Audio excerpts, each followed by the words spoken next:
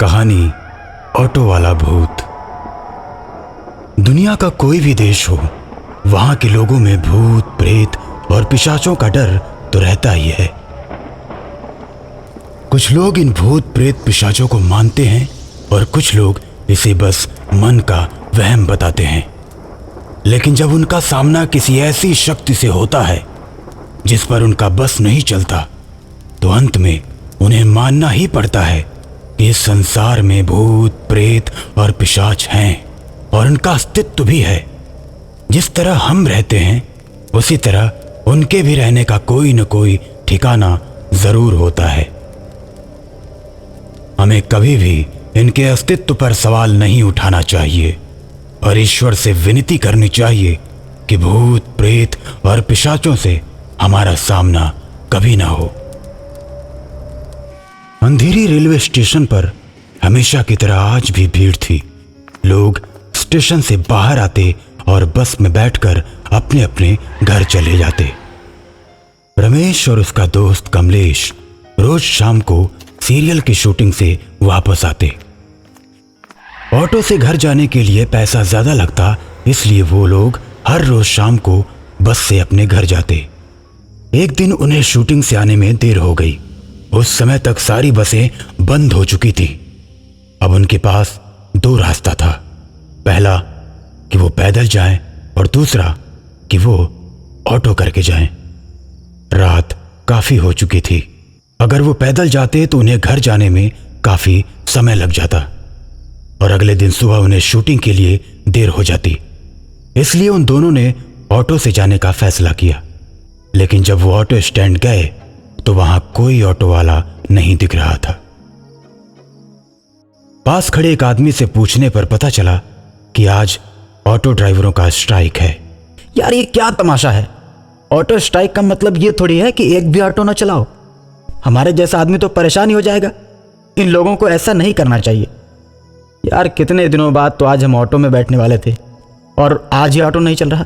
तभी उन्हें एक ऑटो वाला आता हुआ दिखाई देता है और वो उसे रोकता है। अरे भैया, अरे सुनो सुनो सुनो, महाडा चार बंगला चलोगे क्या? हाँ जी जरूर चलेंगे, क्यों नहीं चलेंगे। दोनों ऑटो में बैठ जाते हैं। इस समय रोड पर न कोई ऑटो न कोई बस, एकदम शांत सड़क। रात की ठंडी हवा उनके कानों को छू रही थी। लेकिन आज तो बंदी है ना, फिर आप कैसे ऑटो चला रहे हैं भैया? मैं इन ऑटो स्ट्राइक के चक्कर में नहीं पड़ता और किसी में दम भी नहीं जो मुझे रोक सके। भाई साहब आप तो बड़े दमदार आदमी हो। भाई मैं दमदार आदमी तो हूँ और मुझे किसी से डर भी नहीं लगता। ऑटो वाले की बात सुनकर कमलेश को मजाक सोचती है। भाई भूत से भी डर नहीं लगता? अब भूत की क्या बात करते हो भाई, छोड़ो ना भूत की बात, कोई और बात करो। इतना सुनकर कमलेश ऑटो ड्राइवर पर खूब हंसता है। क्या भाई इतना डरते हो? भूत भूत अरे कुछ नहीं होता, मैं तो ऐसे ही मजाक कर रहा था। दोनों को लगा कि ऑटो ड्राइवर छोटे दिल का है, इसलिए भूत का नाम सुनते ही डरने लगा है कि तभी ऑटो का पहिया एक गड्ढे में पड़ जाता है और ऐसा झटका लगता है कि रमेश आगे लुढ़क जाता है। रमेश की नजर ऑटो ड्राइवर के पैर पर पड़ती है तो पैर देखकर रमेश के होश उड़ जाते हैं, क्योंकि ऑटो ड्राइवर के पैर उल्टे थे। उसे डर लगने लगता है क्योंकि बचपन में उसने सुना था कि चुड़ैलों और भूतों के पैर उल्टे होते हैं। लेकिन कमलेश इस बात से अभी भी अनजान है। रमेश कमलेश को सच्चाई बताकर दोनों बचकर निकल जाना चाहते हैं। कई बार उसने कमलेश को बताने की कोशिश की, लेकिन ऑटो ड्राइवर शीशे से अक्सर पीछे देखता रहता है। एक बार फिर रमेश ने हिम्मत करके अपने दोस्त को ऑटो ड्राइवर की सच्चाई बता दी। सच्चाई जानकर कमलेश डर जाता है और कांपने लगता है। क्या हुआ भाई साहब, कोई दिक्कत है क्या? नहीं भाई साहब कोई दिक्कत नहीं है, थोड़ा 2 मिनट के लिए ऑटो रोकेंगे? रमेश ऑटो को रोकने के लिए कहता है, लेकिन ऑटो वाला नहीं रुकता। रमेश के कई बार कहने के बाद भी ऑटो ड्राइवर ऑटो नहीं रोकता। अब दोनों को और भी ज्यादा डर लगने लगता है। रमेश के दिमाग में एक आइडिया आता है और फिर वो गुस्से से चिल्लाता है, एक बार में तुम्हें सुनाई नहीं दे रहा? जब हम बोल रहे हैं ऑटो रोको तो क्यों नहीं रोकते? मेरे दोस्त का मोबाइल गिर गया है, जल्दी रोको। इतना कहने के बाद ऑटो ड्राइवर उनकी तरफ अपना सिर घुमा देता है। उसका चेहरा बदला हुआ है, उसकी आंखों से खून टपक रहा है। अब ये ऑटो नहीं रुक सकता, अब तुम दोनों मेरे शिकार हो। इतना कहकर भूतिया ऑटो ड्राइवर अपना सिर सामने करके ऑटो की रफ्तार और बढ़ा देता है। अब रमेश और कमलेश को लगने लगता है कि उनकी मौत निश्चित है, लेकिन दोनों अपने बचने की अंतिम कोशिश करने की सोचते हैं। उनके पास बचने का यही एक अंतिम रास्ता था। ऑटो की रफ्तार इतनी तेज थी कि उससे कूदने के बाद भी दोनों की जान जा सकती थी, लेकिन इसके अलावा उनके पास कोई रास्ता नहीं था। रमेश ने कमलेश को इशारा किया और दोनों एक ही बार में ऑटो से कूद गए। रोड पर फिसलकर दोनों के हाथ पैरों से खून निकलने लगे। दोनों को लगा कि अब ऑटो नहीं रुकेगा और हम बच गए, लेकिन कुछ दूर जाकर ऑटो रुक जाता है और वापस मुड़ने लगता है। ऑटो को अपनी तरफ बढ़ता देख दोनों समझ जाते हैं कि अब बचने का कोई रास्ता नहीं, ये भूत हम दोनों को मार डालेगा। लेकिन तभी पीछे से पुलिस की गाड़ी सायरन बजाते हुए आती है और दोनों के पास आकर रुक जाती है। पुलिस की गाड़ी को देखकर उनकी जान में जान आ जाती है। अरे क्या हुआ? कोई एक्सीडेंट हो गया क्या? किसी गाड़ी ने ठोक दिया क्या? सर, वो जो सामने ऑटो है ना, उसी ने हम दोनों को ठोका है। यह सुनकर दो पुलिस वाले उस ऑटो की तरफ बढ़ते हैं। पुलिस वाले जब ऑटो के सामने पहुंचते हैं तो ऑटो वाला उन दोनों के ऊपर ऑटो चढ़ा देता है, जिससे दोनों पुलिस वाले बुरी तरह घायल हो जाते हैं। ये देख दरोगा गुस्से से आग बबूला हो जाता है और अपनी पिस्तौल निकालकर ऑटो के ऊपर फायरिंग करने लगता है। जैसे ही दरोगा के पिस्तौल की गोली खत्म होती है, भूत ऑटो से बाहर निकलता है और दरोगा का गला दबाकर उसे मार डालता है। दरोगा के मरने के बाद कमलेश और रमेश किसी तरह उठकर भागने लगते हैं और दरोगा को मारने के बाद वो भूत अब उनके पीछे बढ़ने लगता है। भूत को अपनी ओर आता देख दोनों लड़खड़ाते हुए और रफ्तार से भागने लगते हैं।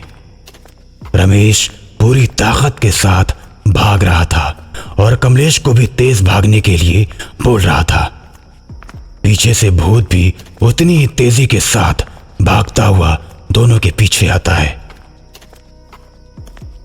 एक बार फिर उन्हें लगता है कि पुलिस वालों की तरह हम भी मरने वाले हैं कि तभी उन्हें गणेश जी का मंदिर दिखाई देता है। दोनों भागकर गणेश जी के मंदिर के अंदर पहुंचते हैं और सुकून की गहरी सांस लेते हैं। मंदिर का पुजारी उन्हें जब घायल अवस्था में देखता है तो बोलता है, क्या हुआ बच्चों, तुम लोगों की यह हालत कैसे हुई?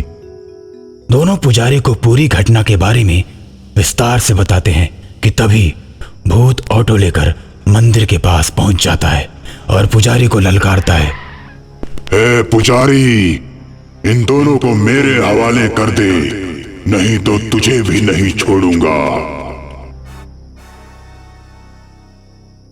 देखो, तुम इन बच्चों को नुकसान पहुंचाओगे तो मैं तुम्हारा अंत कर दूंगा।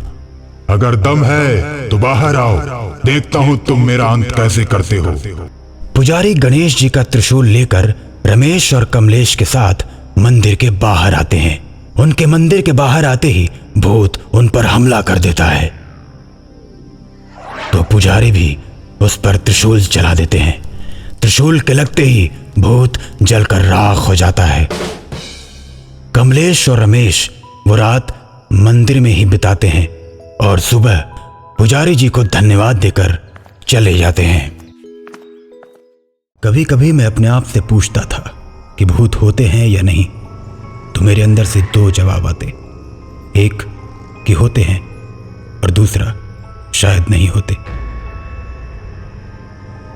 ये शायद मैं इसलिए कहता कि भूतों का होना मैं कुछ कुछ मानता था, क्योंकि अक्सर मैंने अपने गांव में लोगों को काली माता के पूजा स्थान पर गिरते, पड़ते, लौटते और उछल कूद करते देखा था। यह बात तब की है जब मैं छोटा था, करीब 8 साल का। काली माता के स्थान पर प्रतिदिन भीड़ होती थी। कोई अपने बेटे को लाता, कोई अपनी बेटी को और कोई अपनी पत्नी को।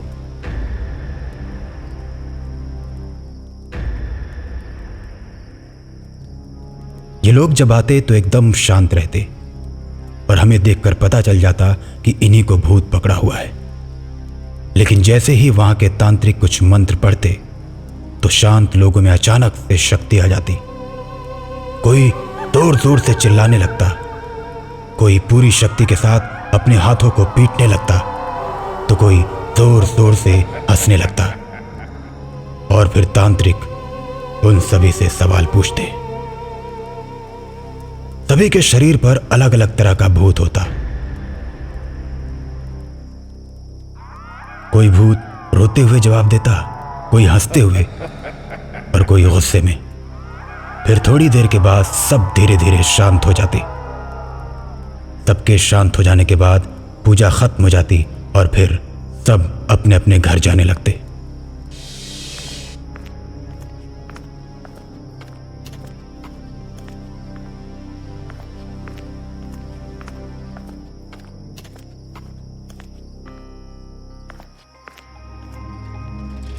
जब हम किसी से पूछते तो हमें यही बताया जाता कि इनका भूत उतर चुका है। हमें सुनने में बड़ा मजा आता कि अरे वाह, इनका भूत उतर गया। मैं कभी कभी अपने पापा से पूछता, पापा ये भूत कैसे होते हैं? मुझे भूत कब पकड़ेगा? जब पकड़ेगा तो मैं भी काली माता के स्थान पर जाकर अपना भूत उतरवा लूंगा। बड़ा मजा आएगा ना पापा? पापा मेरी बात सुनकर एक जोरदार थप्पड़ लगाकर डांटते हुए बोलते, बहुत शौक लगा है भूत पकड़वाने का। जिसको पकड़ता है वही जानता है। चले हैं भूत पकड़वाने। तुम्हारी माँ ने ही तुमको छूट दे रखी है। चलो जाओ जाओ पढ़ाई करो। पापा की डांट से डरकर मैं पढ़ने बैठ जाता। लेकिन पापा की बात से एक चीज समझ में आ गई थी कि भूत होते हैं और तकलीफ देने वाले होते हैं।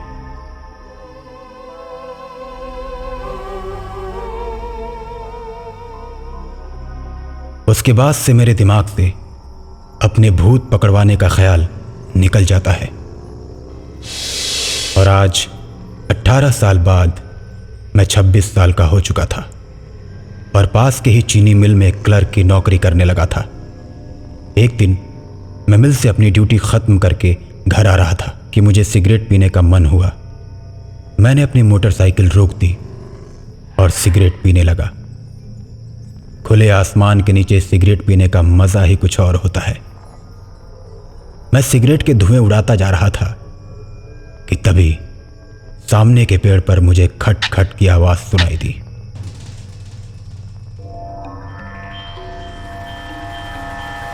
मुझे लगा जैसे कोई पेड़ की डाली काट रहा है, लेकिन इतने अंधेरे में कौन डाली काटता है?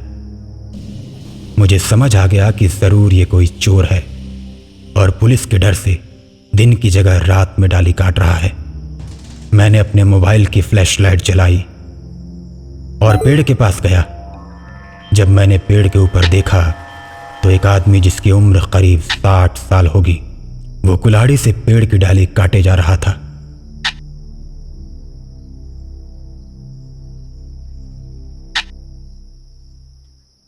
ये देख मुझे बहुत ही अजीब लगा। मैंने उस बूढ़े आदमी से कहा, ओ भाई, तुम पागल हो क्या जो रात के अंधेरे में पेड़ काट रहे हो? उल्टा कहीं तुम्हें ही ना चोट लग जाए। मेरे इतना बोलने के बाद भी वो आदमी कुछ नहीं बोला और पेड़ काटने में लगा रहा। मैंने फिर एक बार उससे पूछा, भाई कौन हो तुम? ये रात में पेड़ क्यों काट रहे हो? मैंने थोड़ा इंतजार किया कि कोई जवाब आएगा, लेकिन उस आदमी ने कोई जवाब नहीं दिया और पेड़ काटता रहा। फिर मैंने गुस्से में कहा, बहरे हो क्या? सुनाई नहीं देता तुमको मैं क्या पूछ रहा हूं? इस बार उस आदमी ने मेरी तरफ मुस्कुरा कर देखा और फिर पेड़ काटने में लग गया। मुझे बहुत बुरा लगा। ओ भाई, कुछ बोलोगे कि नहीं? क्यों काट रहे हो रात को पेड़? वो आदमी अब मुझे ही देखे जा रहा था, लेकिन पेड़ काटना बंद नहीं करता है। ये देख मुझे और भी गुस्सा आ जाता है और मैं आग बबूला होकर बोलता हूं, अबे ओ बहरे, मेरी बात समझ में आती है कि नहीं? क्यों काटा रात को पेड़? देख मुझे गुस्सा मत दिला। लेकिन वो आदमी पेड़ काटे ही जा रहा था। उसके ऊपर मेरी किसी बात का कोई असर नहीं हो रहा था। अब मुझे अपनी बेइज्जती महसूस हुई और मैंने एक पत्थर उठाया और उसके ऊपर फेंका। वो पत्थर सीधे उसके सिर पर लगा। उसका चेहरा गुस्से से लाल हो गया। वो आंखें बड़ी करके गुस्से से मुझे देखने लगा। चोट लगने के बावजूद वो अब भी पेड़ काटे जा रहा था। ये देख मेरा गुस्सा और बढ़ गया। अब मैंने उसे नीचे उतारने की सोची। ओ चोर, तू ऐसे नहीं मानेगा ना? अब मैं तुझे ऊपर आकर पेड़ से नीचे फेंकूंगा, फिर तेरी टांग तोड़ूंगा। रुक तू। मैं पूरे गुस्से में था।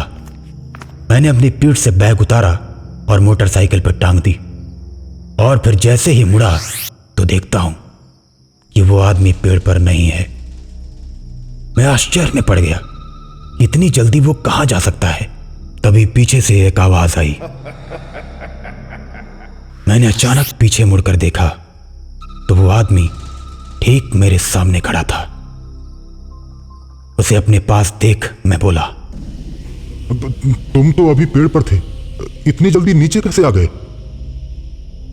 तुम कह रहे थे ना कि अभी ऊपर आकर पेड़ से नीचे फेंकूंगा, फिर तेरी टांग तोड़ूंगा, इसलिए मैं नीचे आ गया। तोड़ो मेरी टांग। मैं एकदम से डर गया। मैं समझ गया कि ये कोई पागल आदमी है। अब मैंने उससे पीछा छुड़ाना ही सही समझा। अरे नहीं चाचा, मैं तो मजाक कर रहा था। जाइए जाइए जाइए, आप जाकर पेड़ काटिए। लेकिन मैं मजाक नहीं कर रहा। तोड़ो मेरे पैर, तोड़ो। अब मैं समझ चुका था कि इस आदमी से पीछा छुड़ाना ही अच्छा है। मैं अपनी मोटरसाइकिल की तरफ बढ़ा और जल्दी से मैंने अपनी मोटरसाइकिल स्टार्ट कर दी।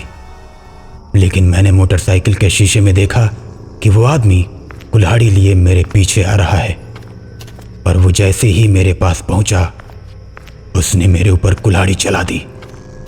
मैंने मोटरसाइकिल छोड़ दी और हट गया। कुल्हाड़ी मोटरसाइकिल में जाकर लगी।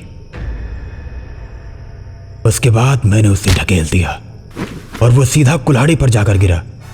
कुल्हाड़ी उसके गर्दन में घुस गई और तेज खून बहने लगा। मैंने देखा तो आदमी मर चुका था। मैं काफी डर गया। मैंने उसे उठाकर सड़क किनारे के गड्ढे में फेंक दिया और मोटरसाइकिल लेकर तेजी से भागने लगा।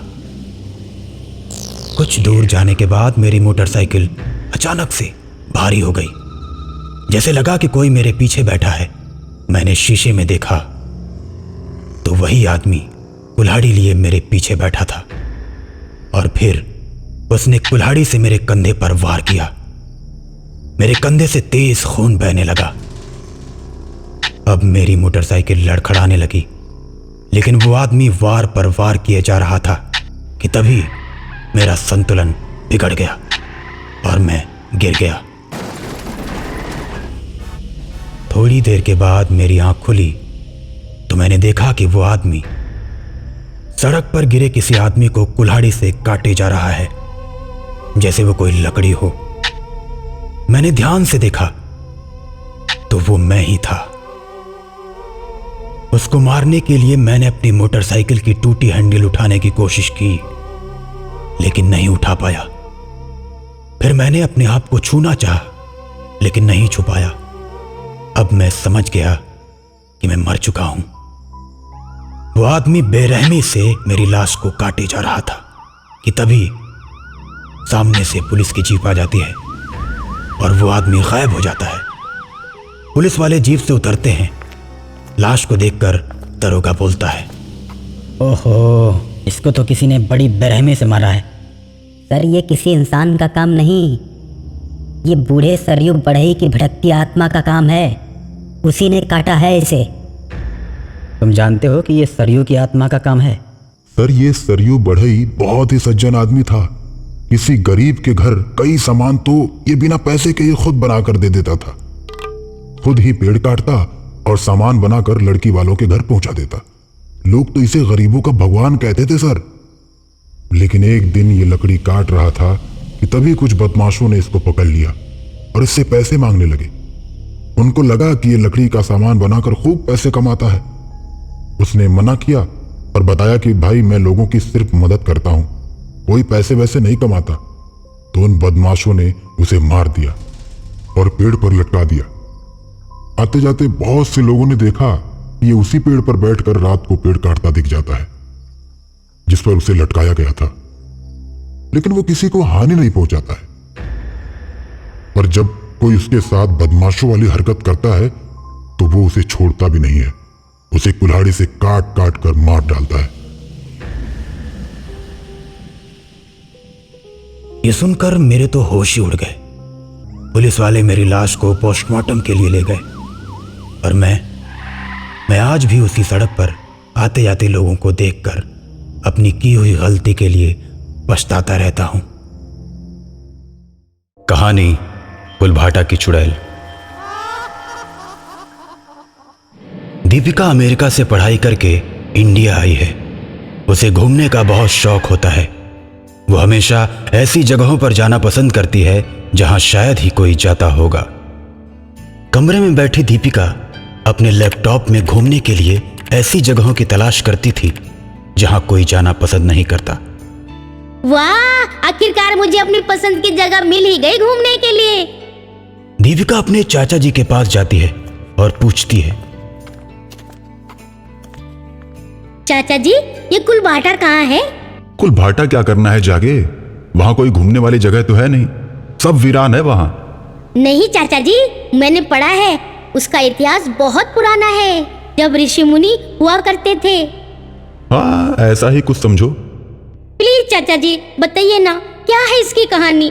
दीपिका के बार बार पूछने पर चाचा जी उसे कुलभाटा की 1000 साल पहले की कहानी बताते हैं। आज से 1000 साल पहले कुलभाटा, जो कभी राक्षसों का इलाका हुआ करता था, वहां बस राक्षस ही राक्षस रहा करते थे। दूर दूर तक किसी इंसान का नामो निशान नहीं था। अगर कुलभाटा की तरफ कोई इंसान भटकते हुए चला जाता तो कभी वापस नहीं आता। राक्षस उसे उबलते तेल में तलकर खा जाते। कुलभाटा से बहुत दूर ऋषि मुनियों की बस्ती थी। ऋषि मुनियों के पास दैवी शक्तियां थी, जिसकी वजह से राक्षस उनकी बस्ती पर हमला नहीं कर पाते थे। एक बार ऋषि मुनियों की टोली गंगा नहाने के लिए जा रही थी। जब चलते चलते रात हो गई, तब सभी मुनियों ने वहीं रात बिताने का मन बना लिया और सुबह जल्दी उठकर सभी लोग काशी की तरफ चल पड़ते हैं। लेकिन उनमें से एक बाल मुनि, जिनकी उम्र 15 साल थी, वो सुबह अंधेरा होने की वजह से रास्ता भटक जाते हैं। तब तक ऋषि मुनियों की टोली बहुत दूर निकल चुकी होती है। अब बाल मुनि अकेले ही चलने लगते हैं और रास्ता भटक जाते हैं। वो रास्ता कुलभाटा की ओर जा रहा था। बाल मुनि अपने ऊपर आने वाली भयंकर विपत्ति से अनजान लगातार आगे बढ़ते रहते हैं और थोड़ी ही देर के बाद राक्षसों के इलाके में पहुंच जाते हैं। राक्षस उन्हें चारों ओर से घेर लेते हैं और पकड़कर बांध देते हैं। उधर ऋषि मुनियों को पता चल जाता है हमारे एक बाल मुनि नहीं है, और एक ऋषि अपनी दैवी शक्ति से पता लगा लेते हैं कि बाल मुनि को राक्षसों ने पकड़ लिया है। उसके बाद सभी ऋषि राक्षसों के इलाके में जाते हैं और अपने फरसे से सभी राक्षसों को काट काट कर मार देते हैं, और फिर कुलभाटा में राक्षस हमेशा हमेशा के लिए खत्म हो जाते हैं। अरे वाह चाचा जी, कितनी जबरदस्त कहानी है कुलभाटा की, यहाँ तो जाना ही पड़ेगा। अरे क्या करोगी कुलभाटा जाकर? वहां कुछ नहीं है। नहीं चाचा जी, वहाँ जाकर मैं देखूंगी जहाँ 1000 साल पहले राक्षस रहते थे, वहाँ कैसा लगता होगा। दीपिका के न मानने पर पूरा परिवार कार से कुलभाटा के लिए निकल पड़ता है।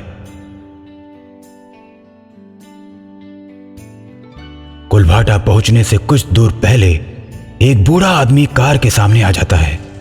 दीपिका के पापा कार रोक देते हैं। अरे बाबा जी, क्या आपको मरने के लिए मेरी ही गाड़ी मिली थी?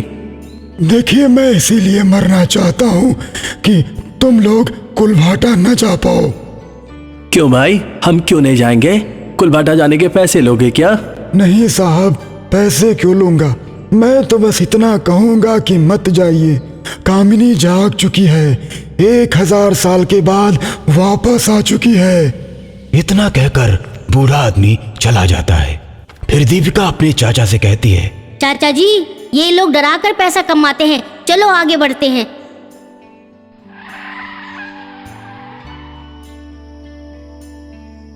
अब कार कुलभाटा के अंदर पहुंच चुकी होती है। तभी धूल से भरी एक तेज हवा आती है और कार को धूल से भर देती है। दीपिका के चाचा कार से बाहर निकलते हैं और शीशे को साफ करने लगते हैं। तभी पीछे से एक भयानक आवाज आती है। जब दीपिका के चाचा पीछे मुड़ते हैं तो एक भयानक चुड़ैल खड़ी दिखती है। ये देख दीपिका के चाचा की हालत एकदम खराब हो जाती है और वो भागकर कार के अंदर बैठ जाते हैं। देखो, मैंने बोला था मत चलो, लेकिन नहीं, तुमको राक्षसों की जगह देखनी थी। भैया कार मुड़ाइए और भगाइए, नहीं तो हम सब मारे जाएंगे। दीपिका के पापा कार मुड़ाने के बाद चलाने की कोशिश करते हैं, लेकिन कार टस से मस नहीं होती। तुम लोग अब आगे नहीं जा सकते, तुम लोग हमारा भोजन हो। इतना कहकर चुड़ैल सबको खाने के लिए आगे बढ़ती है, लेकिन तभी वही बूढ़ा आदमी अचानक से बीच में आ जाता है और अपने हाथ के कमंडल से जल लेकर मंत्र फूंक कर चुड़ैल के ऊपर फेंकता है, जिसके बाद चुड़ैल जलने लगती है और जलकर राख हो जाती है। काली अंधेरी रात में एक तांत्रिक तंत्र साधना की सिद्धि कर रहा है। वहीं पर एक शैतान उसे देखता है और सोचता है कि यह तांत्रिक अगर तंत्र सिद्धि कर लेता है तो हमारे शैतान भाइयों को कैद कर लेगा, इस तरह हम लोगों को गुलाम बना लेगा। ऐसा सोचकर वो तांत्रिक को मारने के लिए आगे की तरफ बढ़ता है। जब वो तांत्रिक की पूजा में बाधा पहुंचाने की कोशिश करता है, देखो मेरी सिद्धियों में बाधा मत पहुंचाओ, मुझे साधना करने दो। मैं राजा राय बहादुर राय की आत्मा, ये मेरा इलाका है। यहाँ पर वही होता है जो मैं चाहता हूँ। तुम मेरा इलाका छोड़कर चले जाओ और फिर कभी इधर मत आना। जाओ, मैं तुम्हें छोड़ देता हूँ। हम साधना करने वालों की पूरी धरती अपनी होती है। हम किसी भी इलाके को नहीं मानते।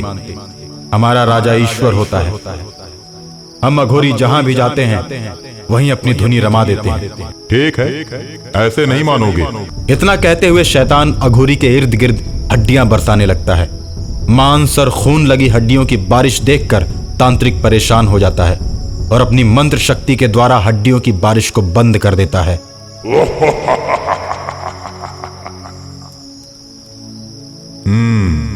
मेरे इलाके में आकर मुझको ही चैलेंज करता है, ये ले।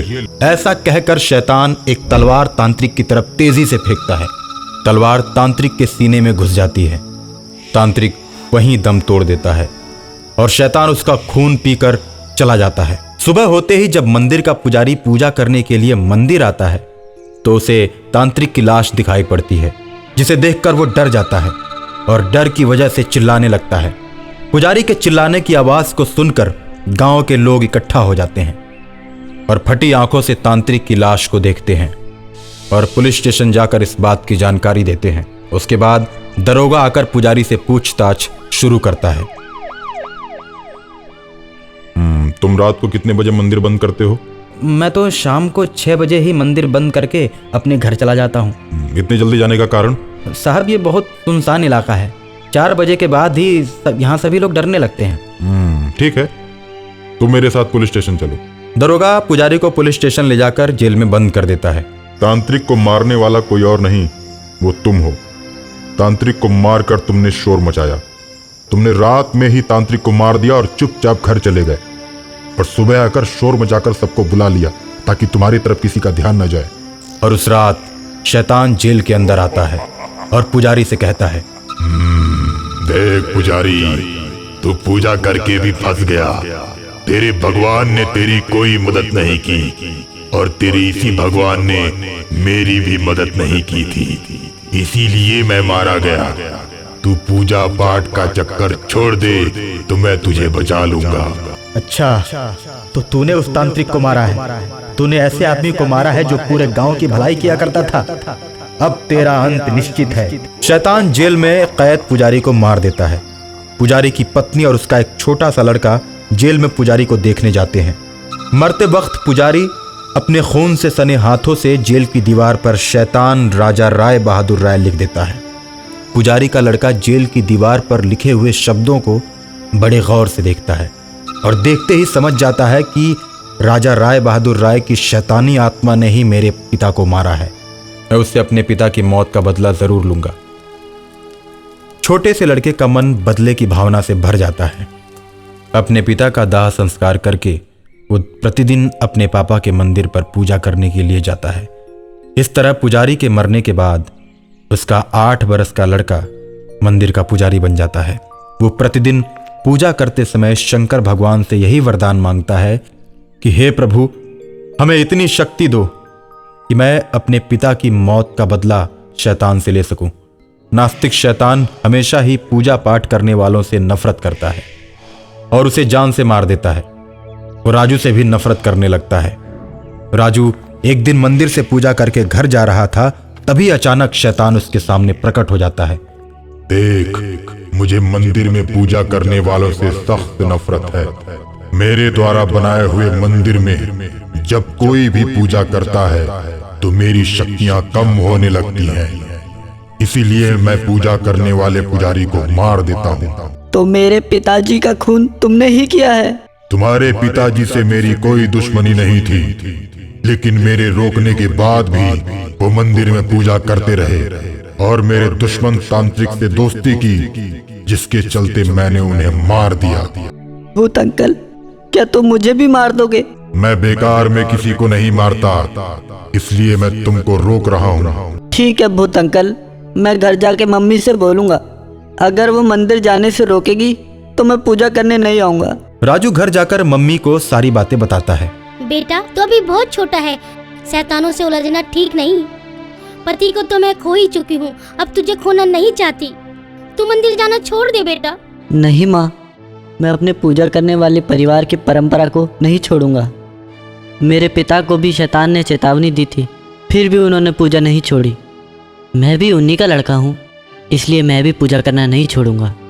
माँ के लाख समझाने के बावजूद राजू पूजा करने के लिए मंदिर की तरफ चल देता है और मंदिर जाकर प्रतिदिन की तरह शंकर भगवान की पूजा में लीन हो जाता है और शंकर भगवान से शैतान को मारने की शक्ति मांगता है। और जैसे ही पूजा करके राजू बाहर निकलता है तो मंदिर से कुछ ही दूरी पर शैतान उसे पकड़ लेता है और उसे उठाकर फेंकता है। राजू हवा में लहराते हुए मंदिर के फर्श पर धड़ाम से गिरता है और गिरते ही उठकर खड़ा हो जाता है। गुस्से में शैतान मंदिर के फर्श पर चढ़ने की कोशिश करता है, लेकिन मंदिर की पहली सीढ़ी पर पैर रखते ही उसका पैर आग से जलने लगता है। इतने में राजू उठता है और शंकर भगवान की तरफ बढ़ता है। कहते हैं कि बच्चे भगवान का रूप होते हैं। शंकर भगवान राजू की आत्मा में प्रवेश करते हैं। राजू अपने हाथ में शंकर भगवान का त्रिशूल लेकर शैतान को लक्ष्य बनाकर उसकी तरफ जोर से त्रिशूल फेंकता है। त्रिशूल नास्तिक शैतान के शरीर में घुस जाता है और इस तरह अपने पिता की मौत का बदला शैतान की मौत से राजू ले लेता है और अपनी मम्मी को आकर सब बात बताता है। उसकी मम्मी बहुत खुश होती है और फिर से शंकर भगवान के पूजा की परंपरा शुरू हो जाती है।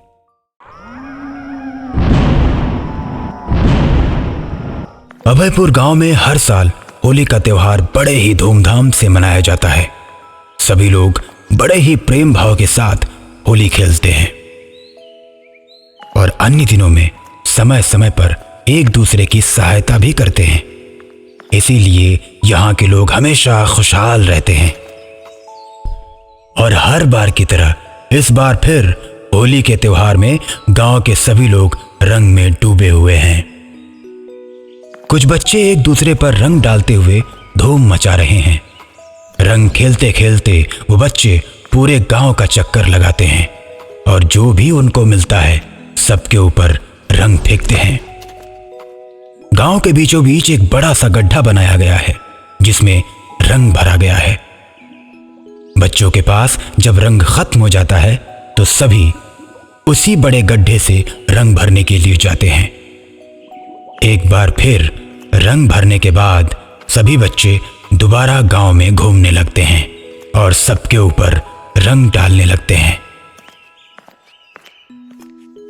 होली खेलते खेलते बच्चे जब गांव के अंतिम छोर पर पहुंचने के बाद वापस मुड़ने लगते हैं। अरे दोस्तों, वो देखो, वो वहां पर और एक घर है, चलो चलते हैं और सबको रंग लगाते हैं। सभी बच्चे मुड़ते हैं तो उन्हें गांव के बाहर एक घर दिखाई देता है जो आज से पहले उन्होंने कभी नहीं देखा था। अरे मोहन, पहले ये घर तो यहाँ नहीं था, अब अभी कैसे आ गया? मुझे तो बहुत डर लग रहा है यार, चलो लौट चलते हैं। इसमें डरने की क्या बात है राजू, कोई हमें नहीं मारेगा आज तो होली है ना। इतना कहने के बाद मोहन सबको लेकर उस घर की तरफ चल पड़ता है। जब बच्चे घर के पास पहुंचते हैं तो देखते हैं कि वो घर तो तंबू का है। बस दूर से पक्का मकान लग रहा था। तंबू से बने घर को जब राजू देखता है तो डरने लगता है। मोहन मेरी बात मान, हमें अंदर नहीं जाना चाहिए। देखो ये तो पक्का घर भी नहीं है, ये तो तंबू से बना घर है ना। मुझे तो लगता है कि ये किसी भूत का घर है और इसीलिए दूर से ये पक्का घर दिख रहा था। अब तो राजू के साथ साथ सभी बच्चे डरने लगे थे, लेकिन मोहन अभी भी निडरता के साथ खड़ा था और रंग लगाने के लिए उतावला हो रहा था। तुम लोग तो सचमुच डरने लगे हो। भूत तो कुछ नहीं होता, ये राजू तो बस झूठ में तुम लोगों को डरा रहा है। होली तो आज हम खेलेंगे, उस घर में जो भी मिलेगा ना सबको रंग लगाएंगे, चलो। मोहन की बात मानकर सभी बच्चे उसके पीछे पीछे चलने लगते हैं और सबको जाता देख राजू भी मन मानकर उनके पीछे चलने लगता है। थोड़ी देर में सभी बच्चे तंबू वाले घर के किनारे पहुंच जाते हैं। दोस्तों, अब तो अपनी पिचकारी तैनात कर लो, हम सब घर में घुसते ही सबको नहला देंगे और फिर भाग चलेंगे। ऐसा कहकर मोहन शांत होकर घर में घुसने लगता है जिससे किसी को पता न चले। दोस्तों, शोर नहीं मचाना, आराम से आओ, नहीं तो सबको पता चल जाएगा। सभी बच्चे मोहन की बात को मानकर शांति से अंदर जाने लगते हैं, लेकिन राजू एक बार फिर मोहन को मना करता है। उसे अभी भी लग रहा है कि इस तंबू वाले घर में कुछ न कुछ गड़बड़ है, क्योंकि कल जब वो अपने पापा के साथ हॉस्पिटल जा रहा था तो उसने यहाँ कोई घर नहीं देखा था। दोस्तों अंदर मत जाओ, मुझे तो डर लग रहा है। अगर हमें कहीं कुछ हो गया तो हमारे मम्मी पापा बहुत ज़्यादा परेशान हो जाएंगे। राजू की बात सुनकर मोहन एक बार फिर उस पर खूब हंसता है और उसे कमजोर, डरपोक, फट्टू और भी बहुत कुछ बोलता है। और अब धीरे धीरे सभी बच्चे मोहन की हाँ में हाँ मिलाकर राजू का मजाक उड़ाकर उस पर हंसते हैं। राजू को ये बात अच्छी नहीं लगती, अब उसे गुस्सा आ जाता है। मोहन मेरा मजाक मत उड़ाओ, मैं डरपोक नहीं हूँ, मैं समझदार हूँ।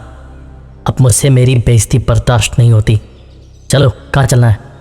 राजू की यह बात सुनकर मोहन खुश हो जाता है और सब अपनी पिचकारी को लेकर दबे पांव घर के अंदर जाने लगते हैं। घर के अंदर जाने पर उन्हें घर खाली मिलता है। सभी बच्चे इधर उधर देखते हैं लेकिन उन्हें कहीं कोई दिखाई नहीं देता।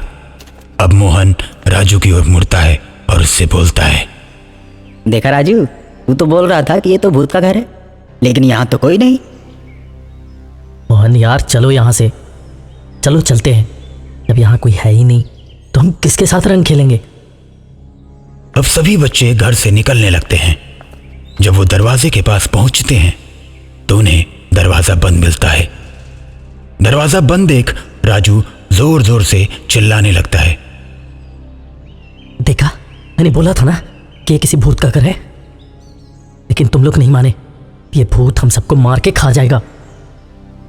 हाँ राजू, भूत हम सबको मार कर खा जाएगा। अब हम घर कैसे जाएंगे? तभी दरवाजे के पीछे से भयानक आवाज आती है और सभी बच्चे डर जाते हैं। राजू जोर जोर से चिल्लाने लगता है। तभी मोहन राजू को याद दिलाता है कि यह तंबू का घर है और हम सब इसे मिलकर फाड़ सकते हैं और बाहर निकल सकते हैं। राजू जब यह बात सुनता है तो तुरंत तंबू को फाड़ने के लिए आगे बढ़ता है। राजू को आगे बढ़ता देख सभी बच्चे उसके पीछे पीछे बढ़ने लगते हैं और सबसे बाद में मोहन जाता है। मोहन अपनी जेब से एक चाकू निकालता है और राजू के बगल में जाकर तंबू को थोड़ा सा फाड़ देता है और उसे ऐसा करते हुए कोई नहीं देख पाता। तंबू को काटने के बाद मोहन राजू से बोलता है, राजू देखो देखो, यहाँ तंबू फटा है, यहाँ से फाड़ो, ये जल्दी फट जाएगा। इतना सुनते ही राजू तेजी से बढ़ता है और एक ही झटके में तंबू फाड़ देता है और सभी बच्चे बाहर आ जाते हैं। तंबू से बाहर आते ही राजू आश्चर्यचकित हो जाता है, लेकिन मोहन के साथ साथ सभी बच्चे जोर जोर से हंसने लगते हैं। राजू को कुछ समझ में नहीं आता। एक तरफ मोहन के साथ साथ बाकी के बच्चे भी हंस रहे हैं और सामने राजू देखता है कि तंबू के बाहर उसके मम्मी पापा और साथ में मुखिया जी खड़े हैं। अरे आप लोग यहाँ कैसे? यार अच्छा हुआ जो आप लोग आ गए, वरना भूत आज हम सबको मार ही डालता। राजू की बात सुनकर सभी लोग हंसने लगते हैं। सबको हंसता देख राजू रामू से पूछता है, अरे तुम सब हंस क्यों रहे हो? अरे बुद्धू, ये सब मुखिया जी का ही किया हुआ है, यहाँ कोई भूत नहीं है। उन्होंने तो बस तुमको निडर बनाने के लिए तंबू के घर में पहुंचवाया था। और देखो तुम तंबू फाड़कर बाहर आ गए। हाँ बेटा राजू, रामू ने मुझे बताया था कि तुम्हें बहुत डर लगता है, तो मैंने सोचा कि तुम्हारे अंदर से डर निकालना बहुत जरूरी है, तुम्हें निडर बनाना बहुत जरूरी है, नहीं तो तुम कोई बड़ा कदम नहीं उठा पाओगे और तुम्हारा भविष्य खराब हो जाएगा। इसलिए हमने ये योजना बनाई थी, क्योंकि मैं मुखिया हूं और हर चीज का ख्याल करना मेरा फर्ज है।